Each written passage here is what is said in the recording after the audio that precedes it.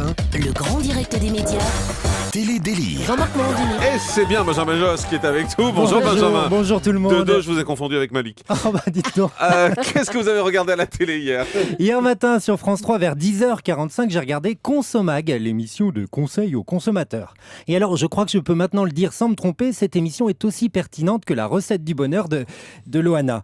Ça fonctionne aussi avec des conseils de beauté venant de Mickey Rourke. Bref, on n'y croit pas une seule seconde. Alors effectivement, Consomag donne des conseils en matière de consommation, mais il faut voir comment. Oula, je sens qu'il vous faut un exemple. Ah oui, montrez-nous. Bon, prenons l'émission d'hier. Le sujet, c'était les voitures électriques. Et alors, qu'apprenait-on ? Les voitures électriques fonctionnent comme des téléphones portables, c'est-à-dire que vous avez une batterie qui se recharge. On ne nous prendrait pas pour des abrutis dans cette émission. On sait que la voiture électrique a des batteries, faire une dizaine de kilomètres branchées sur une prise électrique, c'est pas pratique, où il faut un long fil.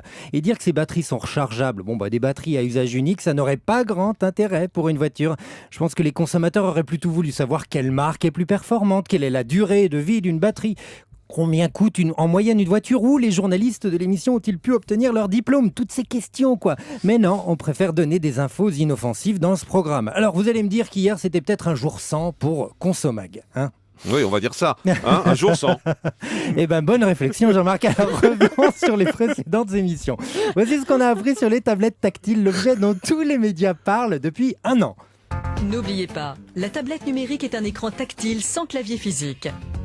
Elle permet de surfer sur Internet, de visionner des images et de lire. Oh, là encore, c'est de l'investigation. Les journalistes de la rédaction ne risquent aucun procès avec ce genre d'infos. Ça, je vous confirme. Eh les gars, on le dit au monde entier que la tablette tactile, c'est un écran tactile.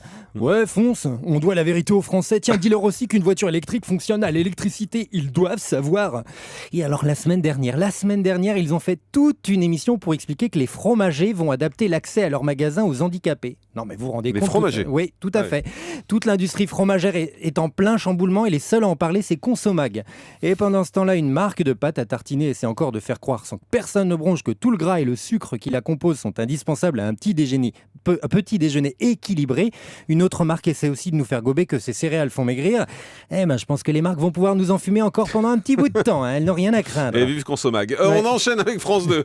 Oui, et plus particulièrement avec à 16h15, le jour où tout a basculé. Alors pour ceux qui ne connaissent pas, ce sont des reconstitutions de faits divers. Et alors, je dois dire que c'est formidable. L'idée de faire jouer une troupe d'acteurs amateurs, c'est charmant.